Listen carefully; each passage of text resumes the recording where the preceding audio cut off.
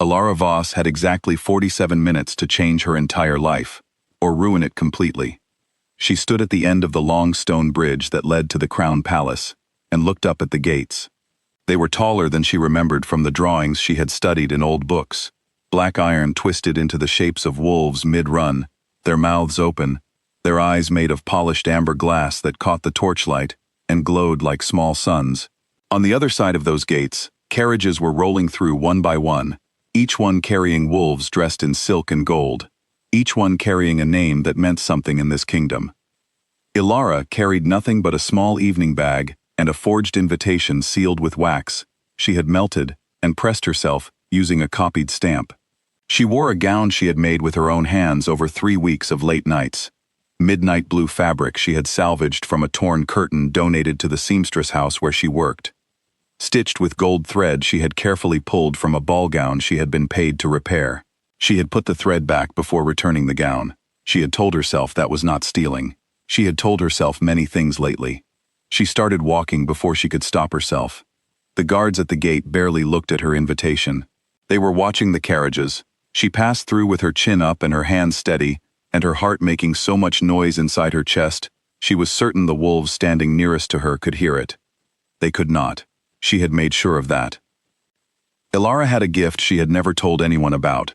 Since she was a child, she could pull her wolf inward, not just quiet it, but hide it entirely. Fold it so deep inside herself that nothing came through. No scent, no aura, no rank. To any wolf standing near her, she was as unreadable as stone. Her mother had called it a blessing from an older bloodline, one that had forgotten it existed. Her mother had also warned her never to use it around powerful wolves, because the powerful ones could sometimes feel the shape of something missing, and that was worse than being found. Her mother had been dead for 12 years. Ilara had stopped following her advice a long time ago. Inside the palace, the ballroom took her breath away before she had finished walking through the door. The ceiling was made entirely of glass panels, set in silver frames, and through them, the night sky was perfectly visible. Every star, every thin trail of cloud, the full white moon hanging directly above the center of the room, as though it had been placed there on purpose. Below it, hundreds of candles burned in 3 massive chandeliers made of crystal, and the light they cast was warm and gold, and fell across everything like honey. The wolves filling the room were the most beautiful people Ilara had ever seen, not because they were more beautiful than other people, but because they carried themselves as if the room had been built around them. Noble women in layered silk gowns, lords in fitted black coats with their pack crests embroidered on the breast, younger wolves in pairs and small groups, laughing quietly, touching each other's arms, moving through conversations with the ease of people who had always belonged exactly where they stood. Ilara walked to the nearest marble column and stopped beside it. She took a glass of wine from a passing tray and held it without drinking. She catalogued the room the way she catalogued any room she entered. The exits, the crowds, the spaces between people where she could move if she needed to move quickly. She had planned to stay for 1 hour. See the ballroom, see the chandeliers, see what it looked like when the world was dressed in its finest, then leave through the servants' corridor behind the east wall, and walk home, and remember it for the rest of her life. That was the entire plan. She was watching a pair of noblewomen argue quietly over a young lord's attention when the room changed. It didn't change the way a loud noise changes a room. It changed the way the air changes before a storm, a shift in pressure, a drop in temperature, something that the body registers before the mind catches up. Around her, she watched wolves straighten their spines without being aware they were doing it. She watched eyes drop to the floor. She watched conversations pause mid-sentence. She looked toward the upper staircase. King Kalem Dravos came down the stairs the way gravity came down, without effort, without hesitation, as though the direction was simply correct. He was tall, with dark hair, and a jaw that looked like it had been set in an expression of controlled patience for so long it had stayed there permanently. He wore black from collar to boot, with a single band of dark red at his cuffs, the only color, the only concession to the fact that this was a celebration. 2 men walked behind him, large and alert, their eyes moving across the room in the practiced way of soldiers. The king's eyes moved across the room too, but differently. Where his guards looked for threats, he looked for Nothing in particular. He scanned faces the way someone reads a page in a language they already know, quickly, without surprise, without finding anything worth stopping for. Until his gaze crossed the east wall, Elara did not look away in time. For 1 second, perhaps 2, the king of 7 wolf territories and a seamstress from the lower quarter looked directly at each other, across a room full of the most important people in the kingdom. Then Elara dropped her eyes to the wine glass in her hand and made her face do nothing, because she was very good at making her face do nothing, and when she looked up again, he had already looked away. She told herself it meant nothing. She told herself she would leave in 40 minutes now, not 1 hour. She told herself this for the next 20 minutes, while the king moved through the room, conducting conversations that looked from a distance like controlled business. A firm handshake here, a short nod there, never smiling, never staying long enough with anyone to suggest he was enjoying himself. She watched him without meaning to. She watched the way the crowd moved around him, always leaving a slight ring of space, the way wolves in the wild leave space around the strongest one, not from fear exactly, but from instinct, from the knowledge that some things in this world occupy their own gravity. When she finally looked away and set down her wine glass, she had decided. It was time to go. She turned toward the west corridor. She took 4 steps. A hand closed gently around her wrist. It was not a rough grip. It was not a commanding grip. It was simply certain, as if the hand had found exactly what it was looking for. Elara went very still. She turned slowly. King Calum stood close enough that she could see the small scar above his left eyebrow, and the fact that his eyes, which had looked simply dark from across the room, were actually a very deep gray, the color of winter water. He was looking at her with an expression she could not immediately name. It was not quite confusion, and it was not quite recognition, but it lived in the space between the two. He released her wrist almost immediately, but she could still feel the warmth of where his hand had been. She said, very quietly, "You're blocking my exit, Your Majesty." Something moved across his face. It was there and gone so fast she nearly missed it. Then he said, "Who are you with?" "No one," she said. "I came alone." He seemed to consider this. "Where is your family?" She met his eyes. "I don't have one." Around them she was aware, she could feel it without looking, that the nearest groups of wolves had gone quieter, that eyes were moving in their direction, that the sight of the king standing close and still with an unknown woman in midnight blue was producing the kind of focused attention that spreads through a social room like a current through water. She should have been frightened. She found that she was not. He said, "Will you dance with me?" He did not say it the way she had heard men ask women to dance in the stories she read on her lunch breaks, lightly, with a little bow, with the easy confidence of someone who already knows the answer. He said it as if the question had surprised him slightly on the way out, as if he had not entirely decided to ask it before he heard himself asking. She said yes before she had decided to say yes. On the dance floor, with the chandeliers above them and the glass ceiling showing the full white moon, they moved in the formal pattern of the court waltz, close, but not touching beyond the required positions, measured and correct. She followed his lead, and he was good, precise, the movements of a man who had been trained since childhood for exactly this kind of controlled, visible grace. But his jaw was tight. She noticed because she was looking at his face, something women were apparently not supposed to do with the king, based on the fact that every other woman she had seen near him tonight had kept their eyes slightly lowered. She looked directly at him the way she looked at everything she was trying to understand. He said, quietly enough that only she could hear it, "You're suppressing your aura." She kept her expression still. "I don't know what you mean." "Yes, you do." His voice was not unkind. It was the voice of someone stating a fact they have already confirmed.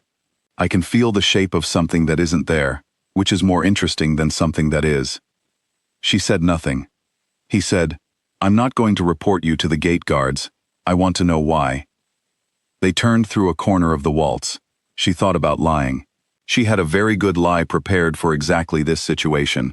A minor noble name, a pack from the Northern Territory 2 days' travel away, a father who worked in trade. She had rehearsed it. Instead, she said, "Because I have to. I always have." He looked at her for a long moment. That's an honest answer. I find they're faster, she said. And for the first time, something in his face shifted. Not quite a smile, but the suggestion that a smile existed somewhere beneath the surface of him, and had just moved closer to it. When the dance ended, he guided her, gently, with one hand briefly at her back, toward the long balcony that ran along the south face of the ballroom. Outside, the night air was cool and smelled of pine from the forest that pressed up against the foot of the mountain. The lights of the valley were visible far below, scattered like fallen stars. He stood beside her at the stone railing and said nothing for a moment. Then he said, "Tell me who you actually are." She told him. Not everything, but enough. Her name, Ilara Voss. Her father's name, Aldrich Voss, a lord who had been accused of treason when she was 12 years old, tried in a court she was not allowed to attend, and condemned on evidence she had later learned was false. The house had been taken. Her mother had died the winter after from an illness that Ilara believed, in the clear-eyed way of someone who has had years to think about it, would not have taken her if they had still had a warm home.